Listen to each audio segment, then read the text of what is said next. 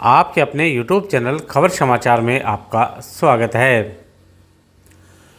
वित्त मंत्री दिया कुमारी द्वारा राजस्थान विधानसभा में पेश किए गए बजट को विधायक मनोज मेघवाल ने निराशाजनक बताया है। वहीं नगर परिषद में नेता प्रतिपक्ष जयश्री दादीस ने ऐतिहासिक बताया है। आइए जानते हैं कि विधायक मनोज मेघवाल और नेता प्रतिपक्ष जयश्री दादीस ने बजट के संबंध में क्या कहा।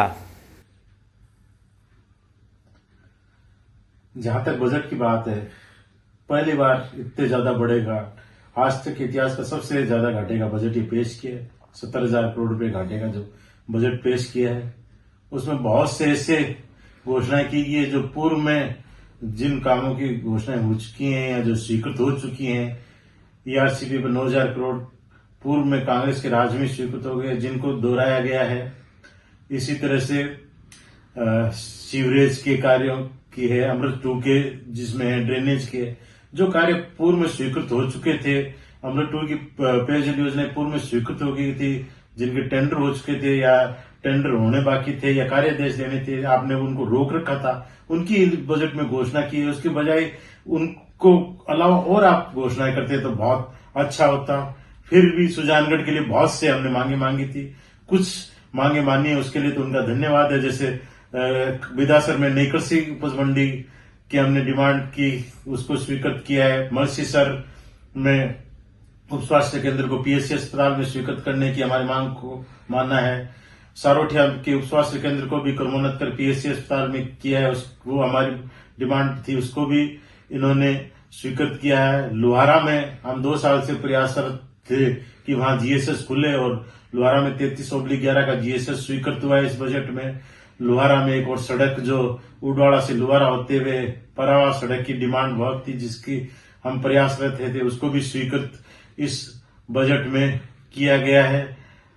पानी की टंकी की बाड़ा की, जैसा कि आपको पता है चुनाव में भी उसकी बड़ी डिमांड लोगों ने करी थी, तो बाड़ा और ढाणी कुमारान में नई पानी की टंकी और पाइपलाइन स्वीकृत की है, उसके लिए तो धन्यवाद है। पर इसके अतिरिक्त और भी कुछ मांगे थी, उनको भी पूरा किया जाता। जैसे कारागार सब जेल की बात थी जिसकी अनदेखी हुई है, सुजानगढ़ में ऑडिटोरियम की बात थी, उसकी अनदेखी की गई है। तो इस तरह से कुछ काम स्वीकृत है, कुछ नहीं हुए सुजानगढ़। पर राजस्थान के परिचित्र में देखें तो कहीं न कहीं बहुत ज्यादा निराशा देखने को मिलेगी। धन्यवाद। सर्वस्पर्शी एवं ऐतिहासिक बजट घोषणा के लिए मैं माननीय मुख्यमंत्री श्री भजनलाल जी शर्मा एवं वित्त मंत्री माननीय दिया कुमारी जी का हृदय से धन्यवाद व्यक्त करती हूं, जिन्होंने समाज के सभी वर्गों, चाहे युवाओं को 1,25,000 सरकारी नौकरी की घोषणा हो, महिलाओं को सशक्त करने के लिए घोषणा हो, किसान सम्मान निधि 9,000 रुपये करने की, या बुजुर्गों के लिए 1,250 रुपये पेंशन कर देने की, आदि अनेक घोषणाएं जो उन्होंने की है, उसके लिए सब उनका धन्यवाद करती हूँ। सुजानगढ़ विधानसभा क्षेत्र में ग्रामीण इलाकों में जो आपने सौगातें दी है, उसके लिए आपका आभार व्यक्त करती हूँ।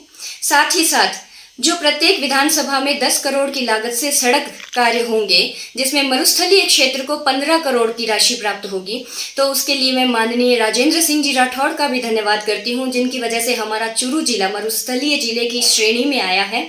तो पुनः पूरे क्षेत्रवासियों को ऐतिहासिक बजट की बहुत बहुत शुभकामनाएं एवं बधाई। और सही कहा है कि कमल है तो प्रगति पर ये हिंदुस्तान है, प्रगति पर ये राजस्थान है। जय भाजपा, विजय।